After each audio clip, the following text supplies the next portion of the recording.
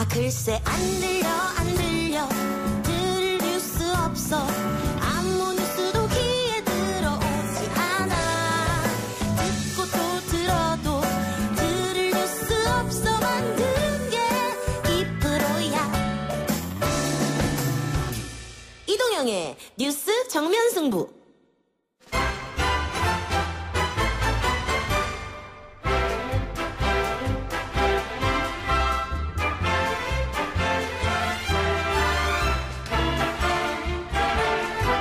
YTN 라디오 이동영의 뉴스 정면승부 3부 시작하겠습니다. 뉴스 정면승부가 개편을 맞아 야심차게 준비한 새 코너입니다. 그런데 아직 코너 제목을 정하지 못했다네요. 코너 제목은 여러분들이 문자나 팟빵, 유튜브 댓글로 달아주시기 바랍니다. 한 분 선정해서 그 제목을 코너 제목으로 삼겠습니다. 함께할 두 분입니다. 한겨레신문 성한용 선임기자, 안영환 전 한나라당 의원입니다. 어서 오십시오. 네, 안녕하세요. 네, 안녕하세요. 자, 설 명절을 보낸 다음이니까요. 명절 민심부터 얘기해보죠. 각 당에서는 뭐 민생이 먼저다, 정권 심판이 먼저다 여러 가지 이야기를 하고 있습니다만 두 분이 파악한 설 민심은 어떻습니까? 안 전 의원부터 말씀해 주실까요?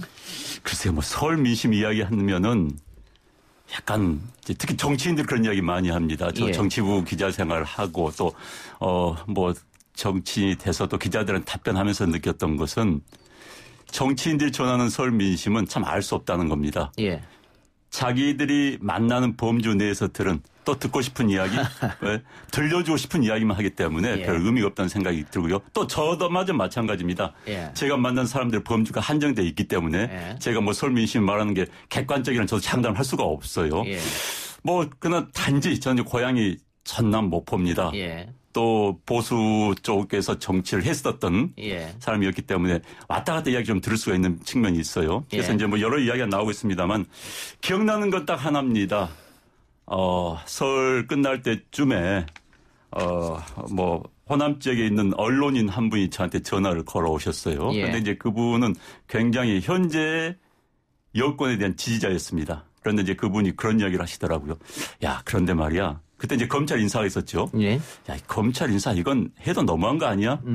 그 이야기를 하고 좀 깜짝 놀랐습니다. 이런 분도 이런 생각을 하시는구나라는 거. 제가 그것을 들고 그 외에는 제가 객관적이라고 이야기할 수 있는 게 없습니다. 저도 한계가 있기 때문에요. 네. 조국 전 장관 사태를 겪고 검찰 인사 이런 여러 가지 논란을 겪으면서 정부의 우호적이었던 민심도 약간 돌아섰다 이런 말씀인 것 같고요. 네, 그런 뭐 지식인들도 그런 이야기를 하기 때문에 말씀드린 겁니다. 성 기자님. 예, 안영환 의원님이 좀 겸손하게 말씀하셔서 그런데 그래도 민심은 정치인들이 제일 잘 아세요. 현장에서 유권자를 직접 접촉하는 거는 이 여론조사나 이런 걸로 이제 읽을 수 없는 뭐 그런 강점이 있습니다. 저처럼 이제 정치부 기자들은 유권자를 직접 만나는 사람은 아니죠. 그래서 이제 정치인들한테 듣습니다. 연휴 끝나고 이제 좀 물어봤어요. 그랬더니, 연휴 전하고 뒤하고 좀 차이가 있더라고요. 연휴 전에는 이제 더불어민주당 쪽 의원들은 좀 자신이 있었어요. 무슨 국회 입법도 이제 다 잘 됐고. 이제 총선에서 뭐 일당은 뭐 당연하고 뭐 잘하면 뭐 선거법이 약간 불리해지긴 했지만 어쩌면 뭐 과반도 가능한 것 아니냐 뭐 이런 얘기를 했는데 이게 이제 어떻게 된 거지? 연휴가 지난 다음에 표정이 좀 어두워지기 시작했어요. 그러더니 어제 오늘 사이에 만난 사람들은 큰일 났다. 이게 과반은 고사하고 지금 일당도 어렵게 생겼다. 뭐 이렇게 이거 엄살이냐 그랬더니 그게 아니랍니다. 왜 이렇게 나빠졌냐 그랬더니 일단 그 현장에서 느껴지는 바닥 민심은 부동산 문제가 제일 크다고 그래요. 수도권의 경우요. 그다음에 이제 아무래도 좀 전에 안 의원님 말씀하신 대로 이제 검찰 사태 이제 이런 얘기들을 하고 있고요. 반면에 이제 자유한국당 의원들은 좀 그 활기가 돌아요. 보수 통합만 좀 하면 해볼 만하다. 그러니까 시간이 갈수록 문재인 정부 심판론 같은 게 좀 작동을 할 것이다. 이제 이렇게 보는 것 같고요. 또 바른미래당하고 이제 대한신당, 민주평화당 이쪽은 좀 약간 어수선한데 아무튼 선거제 또가 좀 바뀌었으니까 제3세력이 좀 힘을 합치면 좀 해볼 만한 것 아니냐. 그래서 이제 그쪽 정계 개편 쪽에 좀 기대를 많이 거는 그런 분위기고 실제 유권자들 민심도 좀 그런 면이 있다고들 얘기를 합니다. 정의당 같은 경우에는 연휴 직전에 제가 심상정 대표하고 뭐 인터뷰할 일이 있어서 물어봤는데요. 뜻밖의 좀 위기감 같은 게 있더라고요. 예. 조국 사태 때 정의당 지지도가 좀 빠졌는데 그다음에 계좌 회복이 좀 잘 안 된다고 하고요. 그다음에 이제 문재인 대통령하고 문재인 정부에서 그 검찰 사태 뭐 이런 것들을 별로 잘 다루고 있는 것 같지도 않고 해서 참 총선 앞도 걱정이 많다 이런 얘기를 하더군요. 설 전과 후가 좀 달라졌다는 이야기인데요. 그 원인은 뭐 부동산, 검찰 논란, 뭐 최근에 있었던 온정건 씨 데이트 폭력 문제도 있었겠죠.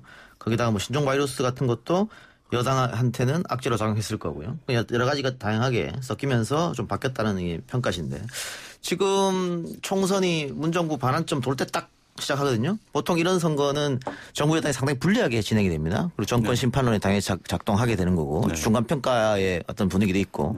그런데 이번에는 야당 심판론이라는 말이 등장했단 말이죠. 처음 보는 것 같은데 이런 분위기는 어떻게 보세요? 일단 뭐 프레임 전쟁이죠. 예. 선거라는 것 또 정치라는 것 먼저 프레임을 짜가지고 그 안에 들어오게 하는 게 이제 기본적인 선거 전략입니다. 그래서 이제 현재 여권에서는 중간 평가라는 게 부담스럽죠. 그래서 이제 야당, 무능한 현재 야당이 현재 뭐 사실 굉장히 그동안 욕을 많이 먹어왔던 거 아닙니까? 그래서 이제 야당 평가론이라는 걸 하고 있고 뭐 이제 당연히 야당에서는 정권 평가론 이야기 나오고 있죠. 무슨 뭐 좌파 독재 심판 이런 이야기 나오고 있는데 사실 이제 우리하고 선거 제도가 비슷한 게 대통령 하에서는 미국이 아니겠습니까? 미국에서 이제 중간 선거, 전 차원 선거를 하는 게 중간 선거인데 중간 선거, 대통령 임기 딱 중간에 하는 중간 선거에서 여당이 이겼던 적은 미국 역사상 3번밖에 없습니다. 그러니까 프랭클린 루스벨트 대통령이 대공황 때 경기 어렵다 보니까 그야말로 정부 여당을 지지하자는 그때 한 번 하고요. 그다음에 부시 대통령이 9.11 테러 직후에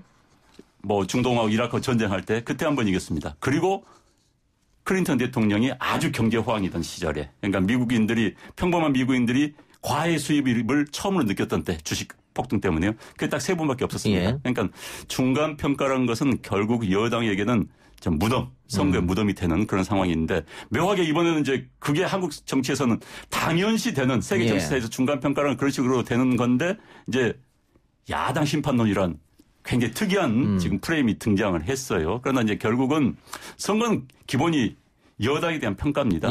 여당에 대한 평가이기 때문에. 근데 그 평가가 어떻게 나갈지는 이제 문제가 되겠죠. 그래서 야당 심판론이라는 것은 사실 좀 궁색한 프레임입니다. 기본적으로 여당을 평가하는데 여당 평가에 대한 기준이 난 여당이 잘했다고 본다? 과거보다 더 삶이 나아졌다고 본다? 아니다. 그게 아니다라고 하는 이 평가의 기준이죠. 그래서 결국은 경제는 별로 좋아질 것 같지 않습니다. 결국 이제 경제 문제가 대두될 것이고요. 그다음에 이제 여당이 얼마나 무능했느냐 이 이야기는 나올 수밖에 없을 것이고. 그다음에 이제 이 중국의 우한 폐렴 문제가 쉽게 수그러들 것 같지가 않습니다. 지금 전문가들은 4, 5월에 아주 최대 정점에 이르지 않겠냐 이런 이야기도 나오고 있어요. 그 문제가 상당히 선거도 영향을 미치지 않을까 싶습니다. 안영환 전 의원은 야당 심판론이라는 말은 프레임 전쟁에서 여당이 갖고 온 구호다 이렇게 주장하신 것 같은데. 일리가 있습니다. 이 프레임이라는 게 현실하고 어느 정도 부합해야 설득력이 있는 거예요. 지나치면 역효과가 납니다. 사실은 야당 심판론은 약간 형용 모순이에요. 국정에 대한 책임을 정부 여당이 져야 되는 거지. 왜 어떻게 야당이 지겠습니까? 그래서 야당 심판론이 별로 그렇게 효과적인 프레임이 아닌 것 같고요. 또 여론조사할 때 그렇게 이제 물어본 적이 있는데 그때 설문 자체가 약간 편향성이 있다 이런 논란도 좀 있었어요. 그래서 민주당에서는 요즘 이제 그런 말 잘 안 씁니다. 또 이제 반면에 자유한국당하고 이제 좀 약간 뭐 태극기 부대 이쪽에서 뭐 좌파 독재 황교안 대표가 이제 그 얘기를 자꾸 하시던데 좌파 독재 문재인 정부가 좀 뭘 좀 못하고 무능할진 몰라도 좌파 독재 얘기 좀 말이 되나요? 그러니까 문재인 정부 심판론, 뭐 정권 심판론 이 정도면 되는데 황교안 대표 옛날에 독재 정권 신의 역할을 했던 공안검사 출신인데 갑자기 좌파 독재 이렇게 하니까 오히려 듣는 좀 합리적인 보수 중도층에 있는 사람들이 에이 저건 설득력이 너무 떨어진다 이렇게 해서 오히려 역효과가 나는 측면이 있는 것 같습니다. 그것도 프레임으로 받아들이면 될 거 아니겠습니까? 그러니까 이제 정당이나 정치인들이 그런 프레임을 짤 때도 어떤 설득력을 가장 중시해야 된다는 거죠. 지금 이건 좀 지나친 면이 있어서 제가 볼 때는 역효과가 납니다. 그래서 지금 저도 듣기에 이제 바로 그런 지적들이 많이 있는 걸로 알고 있습니다. 그래서 이제 무능 정권, 무능 좌파 정권, 뭐 심판 뭐 이런 식으로 프레임을 다시 바꾸는 것으로 알고 있습니다. 근데 야당 심판론이 뭐 지금이야 뭐 안 먹힌다고 합니다만 먹혔던 적이 있었거든요. 그 이유가 뭐냐고 봤더니 지금 제1야당이 문재인 정부 들어서서 호응해 준 게 뭐가 있냐. 단 하나도 호응해 준 게 없다. 다 발목맞다. 맨날 보이콧하고 밖으로 나갔다. 그런 거기 때문에 정부 여당에서 이 프레임을 갖고 오더라도 야당 심판원이 먹힌 거 아니냐. 이런 얘기도 있단 말이죠. 어떻게 보세요? 그건 언제나 여당이 해왔던 이야기입니다. 네. 발목 잡는다. 아마 지금의 여당이 이 상황이었다면 뭐 조국 사태라든지 여러 사태, 이 검찰 사태였더라면 이 정도로 끝났을까요? 예. 저는 이미 광화문 광장에서 아마 합숙 노숙을 하고 있었을 겁니다. 그렇기 때문에 야당이 발목을 잡았다. 그건 뭐 상황을 바꿔본다면은 그건 말이 안 되는 것 같고요. 한국 정치의 사실 비극입니다. 어떤 측면에서는. 예. 발목을 잡았다는 표현은 좀 그렇고요. 어느 나라에서나 야당은 그러게 말해집니다. 특히 이제 한국 정치에서는 타협의 문화가 발달되지 않은 정치 상황 속에서는 예. 야당은 그렇게 해왔고 지금의 여당은 더 심했었고요. 사실 예. 지금 여당 제가 의원들 만나면은 지금 한국당에 하는 걸 보면서 참 무력하다, 답답하다는 이야기 하는 걸 들었습니다. 예. 그렇기 때문에 발목 잡았다는 이야기는 할 수는 있겠죠. 여당은 예. 항상 한 이야기 하니까. 그러나 현재 야당의 능력에 비춰본다면 과도한 평가 속에서 나온 이야기가 아닌가 싶습니다. 예. 지지층을 결집하는 데는 뭐 효과가 있을 수는 있겠어요. 그런데 이제 좀 합리적인 중도 성향 유권자들을 잡는 데는 이제 그런 것보다는 오히려 이거 이대로 가다가는 이제 문재인 정부가 참 일을 제대로 못하게 생겼다. 예. 여당이 뭐라고 할까요? 좀 뭐 위기론 뭐 이런 얘기를 하는 게 좀 더 효과적일 수는 있겠습니다. 예, 뭐 선거라는 게 지지층 결집이 1번이고 중도층 확산은 2번이니까요. 그렇습니다. 예. 아까 안영한 전 의원이 신종 코로나 바이러스 사태가 좀 심각하다 이런 얘기를 해주셨는데 과거에 메르스 사태 때 박 전 대통령 지지율이 20%로 급락할 때가 바로 메르스 사태였거든요. 네. 그래서 이것을 제대로 막지를 못한다면은 선거 때 굉장히 악재가 될 텐데 네. 반대로 정부 여당이 이 방역 관리를 굉장히 잘해서 무탈하게 끝이 난다면은 오히려 호재가 될 수도 있겠다. 그런 생각도 드는데. 그럴 것 같지는 않고요. 그래요? 이게 잘하기 그러니까 어느 좀 최악을 어떻게 피하느냐. 예. 뭐 차악이라도 좀 막을 수 있는 이런 정도의 문제이기 때문에 기본적으로 문재인 정부하고 여당에 불리할 겁니다. 물론 예. 이게 이제 총선이 중요한 게 아니에요. 사실 우리 국민의 생명만큼 중요한 게 어디 있겠습니까? 그렇죠. 또 예. 경제 성장률이 지금 잘못하면 곤두박질 치게 생겼어요. 신종 코로나 바이러스 때문에 경제가 안 좋을 수 있죠. 예, 그렇습니다. 그래 이제 이걸 저는 이 이슈를 다루는 태도가 더 중요하다고 봅니다. 이게 문재인 대통령하고 정부 여당이 이건 선거하고 관계없이 이건 진짜 우리 국민의 생명과 또 우리 경제 이런 데 미치는 영향이 너무 크기 때문에 우리 온 국민이 좀 단합해서 선거보다도 이걸 잘 방어하는 게 더 중요하다. 이제 이런 식으로 진심을 갖고 좀 호소를 해 나가는 게 중요하고요. 야당에서도 이걸 좀 조심해야 됩니다. 이게 누가 봐도 좀 선거에 이용해 먹으려고 이제 과도하게 공격을 하면 저는 이것도 역풍이 불 수 있다고 봐요. 이를테면 뭐 중국 눈치를 보느라고 방역에 실패하면 대통령이 책임져야 한다. 아니 이걸 지금 이 와중에 이건 이제 색깔론 비슷한 얘기인데 이런 얘기 하면 안 되는 거고요. 또 중국 사람 아예 뭐 못 들어오게 해야 한다. 이건 이제 일종의 포퓰리즘, 공포 마케팅 뭐 이런 건데 이런 얘기를 집권 경험이 있다는 보수 야당의 지도자들이 지금 그런 말을 하고 있는데 이거 참 곤란한 얘기입니다. 그러니까 사실 이제 이 문제는 여당이 아무리 잘 하더라도 크게 점수를 얻을 수 없는 상황입니다. 왜냐하면 확진자가 늘 가능성이 높지요. 예. 줄 가능성보다는요. 한 명 한 명 늘어나면 늘어날수록 뭐 방역 잘못했느냐 이야기 나올 수밖에 예. 없는 거고요. 그러니까 여당이 안을 수밖에 없는 숙명입니다. 그런데 이제 과거 이제 메르스 사태 때하고 비교를 하셨는데 그때도 이제 문재인 대통령이 지금 처음에는 과도한 걱정을 하지 마시라. 예. 잘하고 있다. 이런 식으로 이야기했지 않습니까? 예. 그게 그 당시 박근혜 대통령 정부의 입장이었습니다. 그러니까 박근혜 대통령 정부 입장을 그대로 끌고 갔었죠. 왜냐하면 이제 사실 집권을 하는 사람 입장에서 보면 경제에 대한 걱정. 이것 때문에 경제가 위축되지 않을까. 그러니까 종합적으로 판단할 수밖에 없습니다. 그렇기 때문에 그 당시 박근혜 대통령 그렇게 했었고 그것 때문에 비난을 엄청나게 받았었고 정부가 뭐 하고 있느냐는 이야기를 많이 들었죠. 문재인 대통령도 이제 처음에 그런 이야기 했다가 이게 아닌 것 같아요. 그러니까 이제 쉽게 선제적으로 뭐 한다는 이야기 계속 하고 있습니다. 그러나 어찌됐든 이 문제는 방금 성완용 대기자께서 말씀하신 것처럼 정파적 문제로 접근할 건 아니고요. 예. 결국 국민들의 생명과 안전에 관련된 문제이기 때문에 어떻게 확산을 막고 어떻게 빨리 수습하는가 여기에 어떤 초점이랄까요? 포커스가 맞춰져야 되지 않을까 싶습니다. 예. 성완용 기자가 아까 야당은 오히려 조금 호재가 남았다. 야권 통합 이런 이야기를 해 주셨는데 굉장히 시간이 지금 오래 걸리면서 된다 안 된다 뭐 말이 많았지 않습니까? 잘 될 것 같습니까? 예, 이게 사실 12월이나 1월 정도에 뭔가 좀 결과가 나왔어야 되는데 좀 늦어지고 있는데요. 지금 70일 정도밖에 안 남았거든요, 초선이. 예, 그래도 뭐 한 2월 뭐 한 중순 뭐 늦어도 2월 말까지 어쨌든 결과를 내면 되지 않을까. 그리고 이제 야권 통합이라는 게 뭐 효과가 있다 없다 논란이 있지만 어쨌든 총선 앞두고 중요한 정치적 변수가 되는 겁니다. 어차피 좀 찍고 싶은데 명분이 없었는데 보수가 뭐 혁신도 하고 물갈이 공천도 하고 통합도 했다. 그래 그럼 한번 찍어볼까? 이게 사람 마음이 변한 거거든요. 그래서 그렇게 좀 사소하게 볼 문제는 아닙니다. 근데 그 지금의 민주당이죠. 정부 여당은 뭐 한 70년 정당 역사 동안 통합하자 말자 뭐 이런 싸움을 지지하기 계속했었고 지금의 야당 같은 경우에는 90년대 3당 합당 이후로는 한 번도 이런 적이 없단 말이죠. 그렇죠. 그래서 그런지 이게 뭐 빅텐트냐 작은 통합이냐 기득권을 내려놓아야 된다 안 된다 누구는 빠져라 이런 얘기가 아직도 지금 나오고 있어서. 이제 이 문제가 보수 정치 진영에서는 극히 없었던 상황이었죠. 이제 그 당시 3당 통합은 정말 정치 지도자들끼리 밑에서 조용히 끝냈던 그래서 깜짝 쇼를 했던 그런 거였고요. 이번에는 이제 뭐 다 오픈된 상태에서 이야기를 하고 있습니다. 쉽지는 않습니다. 정치인들 선거 앞두고 뭉친다면 결국은 이제 자기들 이익 문제를 개선하지 않을 수가 없는 거고요. 그래서 하는데 어찌됐든 지금 시간은 촉박하지만 이제 공천 때까지는 3월 중순까지는 시간이 있습니다. 또 그리고 한국 정치라는 것 제가 이제 우스갯소리로 이야기합니다만 한국 정치의 한 달은 세계의 1년이다. 이런 이야기 많이 합니다만은 그래서 지금 어떤 변수가 어떻게 나타날지 모릅니다. 게다가 지금 방금 이제 성환유 대기자께서 말씀하신 것처럼 현 정부에 반대하는 유권자 사이에서는 통합에 대한 욕구가 굉장히 강합니다.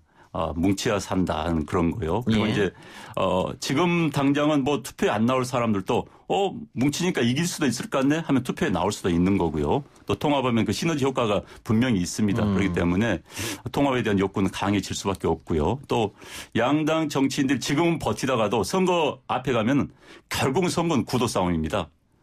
같은 지역구에 비슷한 성향의 후보가 2명 나오면 지는 겁니다. 그렇기 때문에 결국은 그런 압박 때문에라도 통합으로 가지 않을까 싶습니다. 하여튼 짧게 제가 첨언을 하면 한 2달 반 남았는데 이거 굉장히 시간이 많이 남은 겁니다. 앞으로도 한 두세 번 더 엎치락 할 것 같습니다. 안 전 의원님 지금 시너지 효과를 언급해 주셨는데 최근 뭐 두 분 다 보셨겠습니다만 여론조사에서 한국당과 새보수당이 합친다고 가정했을 때 오히려 이 지지율 퍼센트가 떨어지는 그런 여론조사 하나 있었거든요. 그래서 이게 각 당, 그러니까 한국당과 새보수당을 지지하는 유권자들이 정서적으로 교감이 아직 합쳐지는 게 아직 좀 껄끄럽다. 특히 탄핵 문제에 대해서 그런 평가가 있는데 그 부분에 대해서는.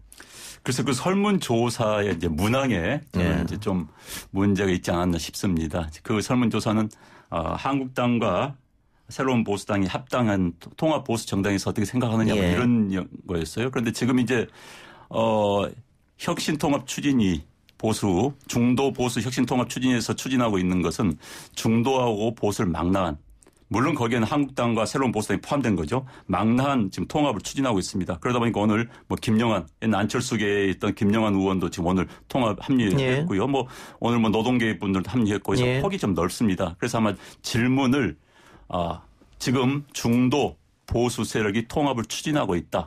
반문재인 전선을 구축하기 위해서 자 이런 통합에서 어떻게 생각하느냐라고 물었다면은 아마 지지율이 더 높아졌을 거라 생각이 됩니다. 그렇기 때문에 지금 그 25%라는 것은 어찌됐든 방금 기술적으로 상당히 그 문제가 있는 결과 아니었나 싶습니다. 그럴 수도 있고요. 이게 바둑 두시는 분들은 쉽게 아는데요. 머릿속으로 이렇게 막 그리는 거하고요. 실제 바둑판 위에 돌 하나 딱 떨어지는 거하고 완전히 달라집니다. 뭐 전략적 투표를 할 수도 있겠죠. 나중 되면. 그 뜻이 아니고요. 예상치하고 통합했을 때 지지하겠느냐 이거 하고요. 실제로 통합이 이루어진 다음에 이 정당 지지하겠는가 이거하고 좀 많이 달라질 수가 있습니다. 알겠습니다. 자 그런데 뭐 빅텐트 이야기도 있고 일단은 한국당과 새보수당이 먼저 합치고 나서 뭐 보자 뭐 이런 얘기도 있습니다. 그리고 안철수 전 대표 측과는 또 어떻게 교통정리를 하느냐 같이 가느냐 안 가느냐 이런 얘기도 많이 있는데 그 안철수 전 대표 이야기는 광고 듣고 와서 4부에서 이어가겠습니다.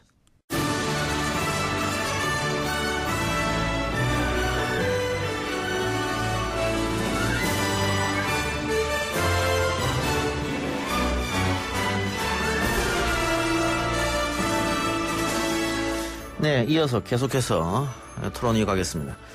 제가 모두의 이 코너 제목을 좀 만들어 주십사 부탁드렸는데 우리 청취자 여러분께 여러 가지가 왔네요. 대장군 용배님께서 안용환 성안용의 뉴스 안성맞춤, 네, 황처사님께서 정치 Y구역, 최지훈님께서 정치 토크 기계적 중립, 네, 홍코라님께서 뉴정 정치광장, 카페 5번 출구님께서 정치 돗자리, 영선조님께서 Y정치, 재윤님께서 정치 코치.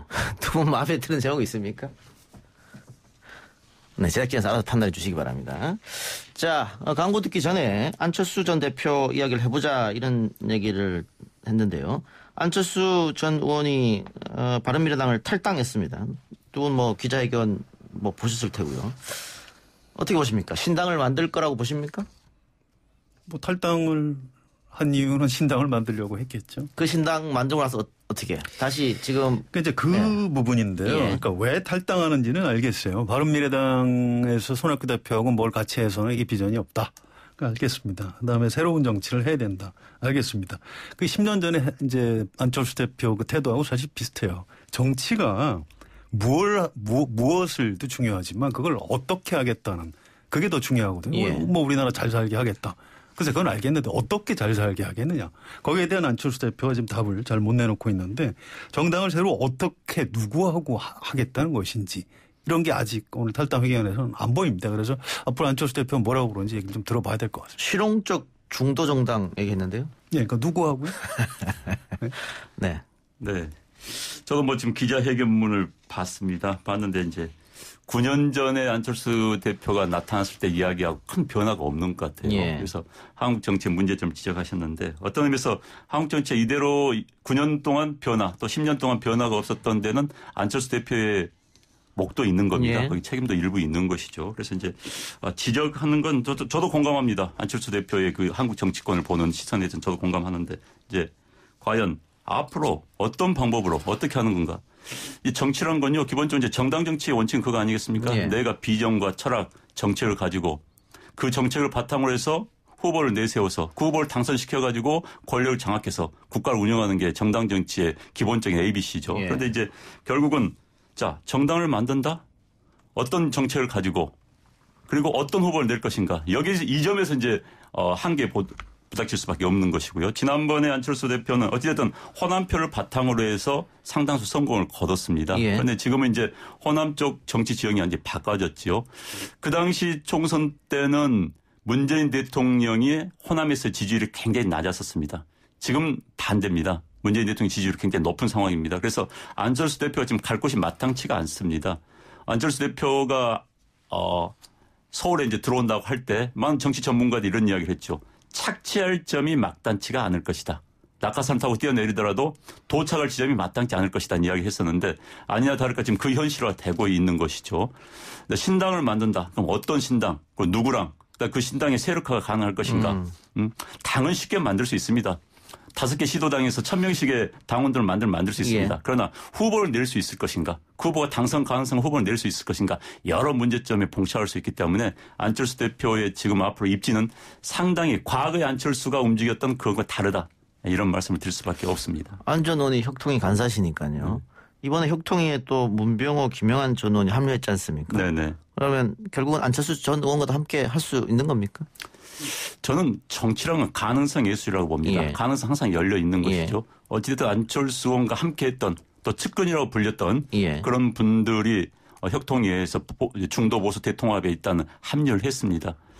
그리고 이제 중도 보수 신당이 아마 안철수 대표가 주장해 왔던 그런 이념들, 미래 또는 뭐 4차 산업이라는 이런 가치를 담을 겁니다. 그럼 안철수 대표가 굳이 안 올 이유는 없습니다. 자기하고 같이 했던 분들도 와 있기 때문에요. 그러나 이제 안철수 대표가 마지막까지 정치적인 계산을 할 수밖에 없겠죠. 그럼 뭐 정치인이니까요. 그래서 과연 거기에 가는 것이 나은 것인지 아니면 독자 생존이 가능하다고 보는 것인지 아니면 장렬하게 전사하는 것이 자기의 차기 다음 목표, 다음 선거로 해서 낫다고 보는 것인지 아마 판단할 겁니다. 그래서 안철수 대표에게는 길은 아직 열려 있습니다. 지금 당장 안철수 대표가 한국당과 함께할 수는 없다라고 이야기는 하고 있지만은 새로운 보수통합 신당은 한국당이 아닌 것이죠. 그렇기 때문에 그 길은 열려 있다고 보여집니다. 네, 안철수 전 대표 쪽이 합류를 하게 되면 또 유승민 의원 쪽에서 함께 못한다 그럴 거 아닙니까? 네. 그래서 이 정치라는 게요. 누가 오면 누가 싫다는 게 어느 판에서나 볼 수 있는 겁니다. 그러나 아까 말씀드린 것처럼 아주 우리가 항상 해왔던 정치는 생물이고요. 예. 정치는 가능성 예술이기 때문에 좀 두고 볼 필요가 있을 것 같습니다. 뭐 그렇긴 한데요. 이제 안영환 의원님이 열심히 일하시는데 제가 뭐 초치고 싶은 생각이 있는 건 아닌데 이게 쉽지는 않을 겁니다. 이게 요즘 기자들하고 안철수 전 대표하고 주고받는 고정 문답이 있어요. 저쪽 그 혁신과 통합 같이 황교안 대표 자유한국당 유승민 쪽하고 같이 하느냐. 이제 요즘은 안철수 전 대표가 짜증을 내. 아니 제가 녹음기 틀어드릴까요? 그러니까 하루에도 수십 번씩 이 질문과 답변을 하고 있습니다. 예. 이제 이 얘기 또 그 비서실장을 통해서 그 김근식 교수 또 문병호 전 의원, 김영환 전 의원 이분들을 안철수 대표하고 아무 관련이 없는 사람들이다라고 여러 차례 지금 의견을 표명을 하고 있습니다. 그래서 이걸 모르겠어요. 앞으로 도저히 안철수 전 대표가 어디 갈 데가 없어서 그냥 무릎 꿇고 어디 들어가자. 그냥 확 망가지자. 뭐 그냥 국민들이 나를 그냥 욕을 해라. 뭐 이런 식으로 그냥 거의 자포자기 심정으로 뭐 무릎 꿇고 어딘가를 들어가지 않으면은 지금 말을 그렇게까지 하루에도 수십 번씩 저는 안 갑니다 했는데 그걸 뒤집기는 쉽지는 않을 겁니다. 예. 근데 여론조사 얘기를 또 할 수밖에 없는데 이게 안철수 전 대표의 정치 이념은 어디에 있다고 보느냐에 뭐 그 2위 대답이 보수다. 그리고 뭐 3위 대답이 뭐 진보다 이렇게 나왔는데 1위 대답이 모르겠다는 대답이었거든요. 그래서 안철수 전 대표가 과거에 안철수 현상, 안철수 신드롬을 몰고 왔던 분이기도 합니다만은 최근에 비호감 1위 정치인 또 정계복귀에 기대 안 한다 이런 응답이 더 높게 나오고 이것은 뭐 다른 사람 탓할 수는 없을 것 같습니다. 안철수 전 대표의 그동안 보여준 행동, 뭐 실기임 이런 게 있기 때문에 이런 결과가 나오지 않을까 싶은데요. 근데 실용이라는 이미지를 본인이 굉장히 좀 이번에 좀 그 생각을 하는 것 같아요. 프랑스 대사관을 아마 곧 방문할 것 같고요. 얼마 전에 그 써낸 책에도 프랑스의 마크롱 얘기를 굉장히 강조를 했습니다. 이제 마크롱 잘 아시겠지만 기존 정당에 뭐 전혀 의석이 없는데 이제 혜성과 같이 나타나서 국회의원도 많이 당선시키고 지금 이런 분이죠. 그래서 안철수 대표도 이제 그런 그림을 머릿속에 그리는 걸 알겠는데 그걸 과연 현실화시킬 수 있느냐. 2011년 서울시장 보궐선거 때 그때 안철수 현상 지금 생각해보면 너무나 먼 그대 이렇게 느껴지거든요. 그래서 참 그 안타깝게도 그 뭐 의지 같은 거는 식지 않고 뭔가 돌파해 보려고 하고 있지만 정치 현실은 참 만만치 않은 것 같습니다. 예. 우리가 지금 보수 통합 얘기를 하고 있는데요. 흔히 말하는 보수 빅텐트, 뭐 반 문재인 연대 뭐 이렇게 해서 우리 공화당까지 다 포함해서 하나로 된다고 하면 일각에서는 그러면 그 도로 새누리당이지 뭐가 다르냐 또 이런 반론이 있을 것 같습니다. 네, 그런 반론이 있지요. 그러니까 지금 이제 한국당과 새보수당과의 결합이면은 뭐 방금 말한 것처럼 도로 새누리당 아니냐 무슨 복당이 그치는 거 아니냐라는 이야기가 있지요. 그래서 이제 혁신통합추진위원회에서는 기타 정당들 뭐 지금 전진 4.0이랄까요?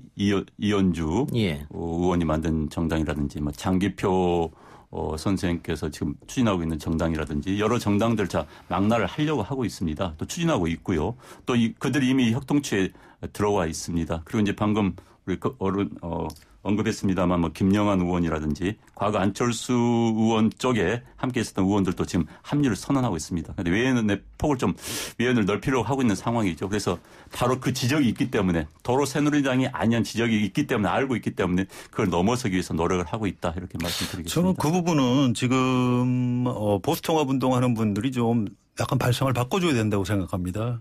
무슨 얘기냐면 뭐 이른바 뭐 자유파 애국시민 뭐 이제 반대하는 쪽에서는 태극기 부대라고 하는 이분들까지 다 해서 옛날처럼 다시 그냥 같이 가자. 그게 현실적으로 가능하지도 않고요. 그렇게 해서 통합이 잘 안 될 것 같습니다. 제가 생각할 때는 우리 그 대다수 국민들은 좀 개혁적 보수, 합리적 보수, 좀 진화한 보수.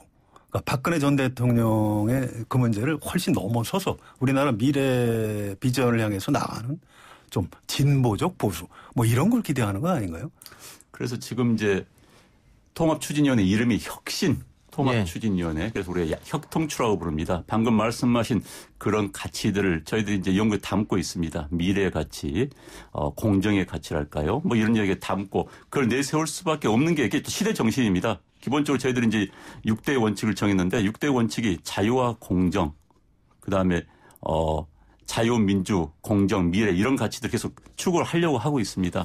이게 정답인 거 다 압니다. 그리고 이제 그러나 통합에서 누구는 되고 누구는 안 된다고 할 수는 없지 않습니까? 일단 문호는 다 개방해 놨습니다. 그리고 방금 저희들이 말씀한 그 가치에 동의하는 세력은 다 들어오라. 이런 이제 이 상황입니다. 그러니까 이제 선택을 네. 언젠가는 하셔야 될 걸로 네네. 보는 거죠. 과거 이제 박근혜 대통령 시절에 유승민 원내대표가 국회 연설에서 굉장히 개혁적인 비전을 내세웠다가 잘린 거 아닙니까? 예.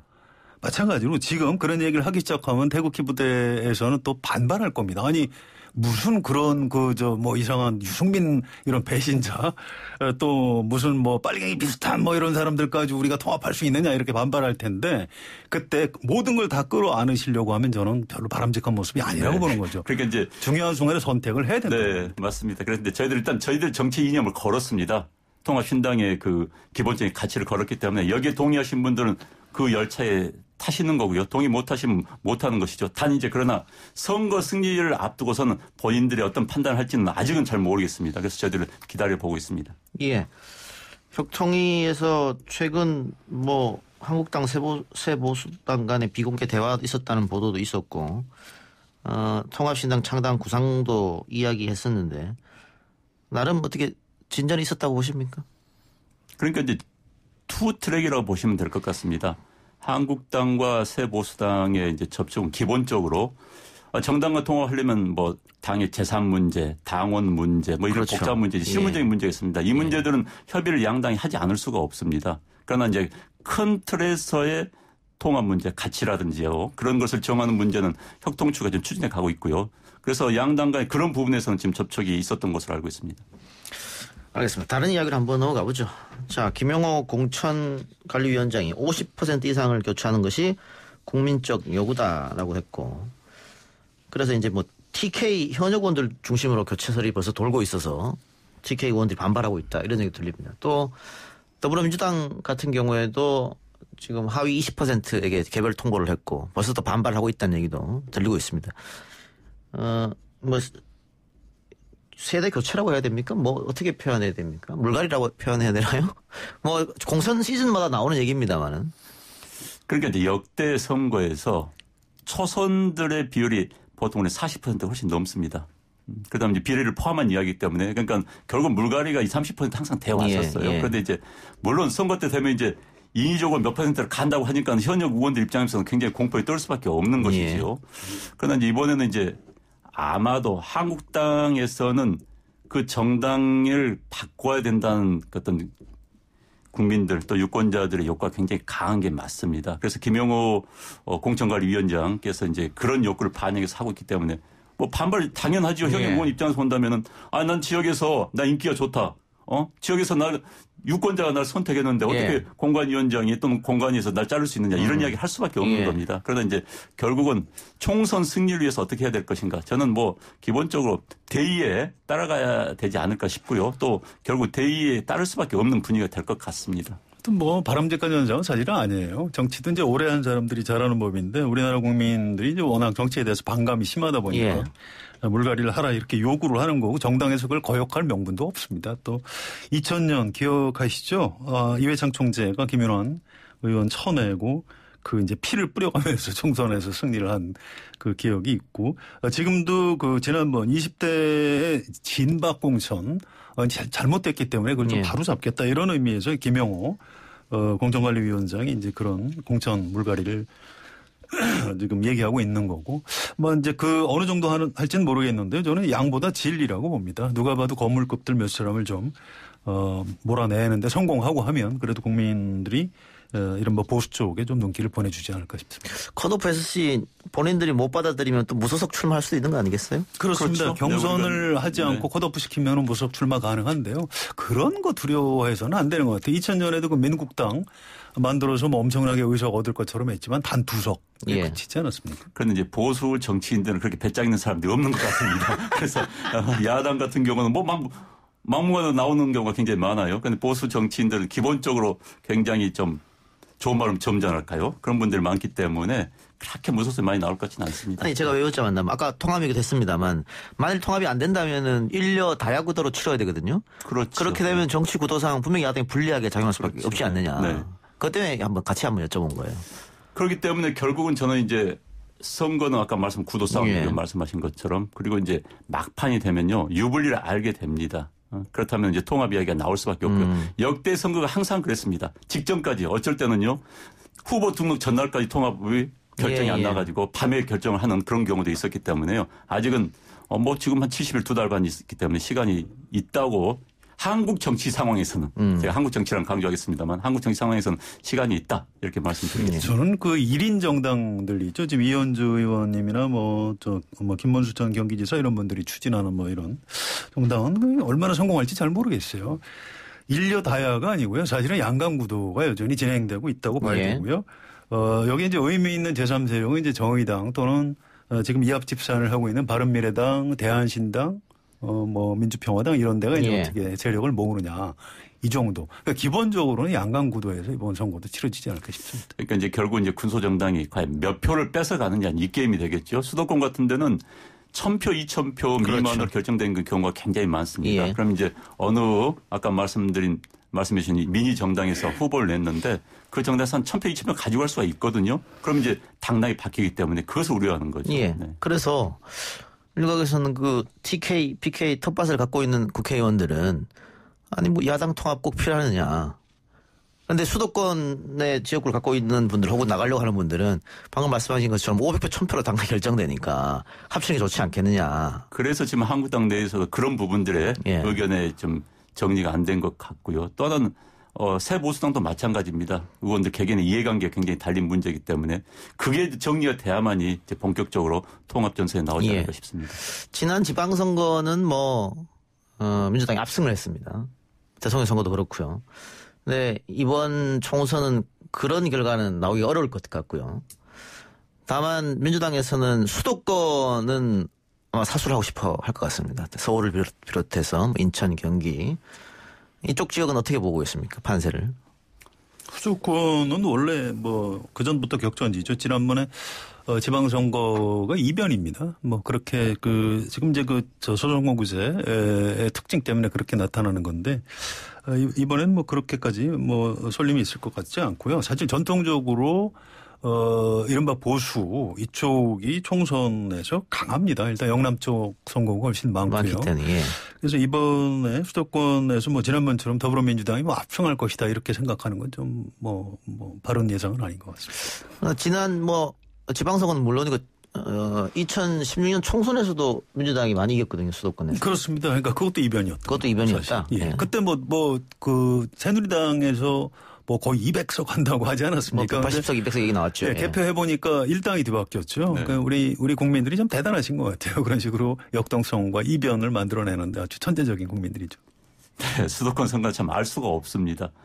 또 바람이 어떻게 불지도 모르는 거고요. 이제 기본적으로 아까 말씀했던 프레임 전쟁에서 이제 경제 문제가 굉장히 크게 작용을 할 것 같습니다. 어쨌든 경제가 좋아질 기미는 보이지 않기 때문에요. 그러나 또 이제 야당이 얼마만큼 역할을 하고 있는가에 대한 무슨 이야기도 나올 수 있을 것 같고요. 그래서 어찌됐든 지난번 지방선거나 또 이전 4년 전 선거와는 상황은 다를 것이다. 그러나 어느 누구가 압승할 거라고는 저는 보여지지는 않습니다. 예.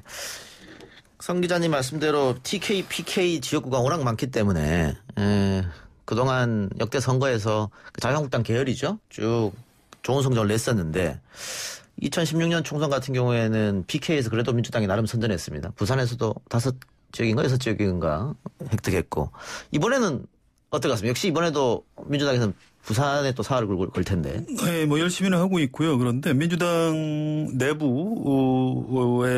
돌아다니는 얘기를 들어보면 호남은 지난번보다 확실히 사정이 좀 좋아졌고, 근데 부산, 울산, 경남은 지난번만큼 이 얻기가 쉽지가 않다고 그래요. 그래서 플러스 마이너스 하면 지난번보다 혹시 호남 때문에 좀 내릴 수는 있지 않을까. 그러면서도 이제 부울경이 워낙 지금 상황이 좀 민심이 안 좋다고요. 이런 얘기들을 하고 있습니다. 네, 저도 부울경은 지난 4년 전에 비해서는 민주당이 더 불리한 상황인 것 같습니다. 현 정부의 그 실책에 대한 이야기가 많이 나오고 있기 때문에 부울경 이제 PK 지역이라고 그러죠. PK 지역에서는 지난번처럼 민주당이 선전하기는 힘들지 않을까 싶습니다. 예. 알겠습니다. 그 선거 이야기는 또 우리가 앞으로 각 지역마다 할 얘기가 많을 것 같으니까요. 한 군데만 더 짚어볼까요, 그래도? 네, 말씀하십시오. 예, 충청권을 이기는 사람이 모든 선거를 이긴다 이런 얘기도 있는데 충청권은 어떻게 보십니까? 이게 충청은 대도시는 민주당 또 중소 또 농촌 쪽은 자유한국당 이렇게 조금 현상이 있던데. 네. 충청권이 이제 중원이죠. 예. 중원인데 기본적으로 역대 선거를 보면은 보수 정당 계열이 좀 우세를 했던 게 사실입니다. 그러나 이제 2016년 선거 때는 그게 또 역전이 됐었지요.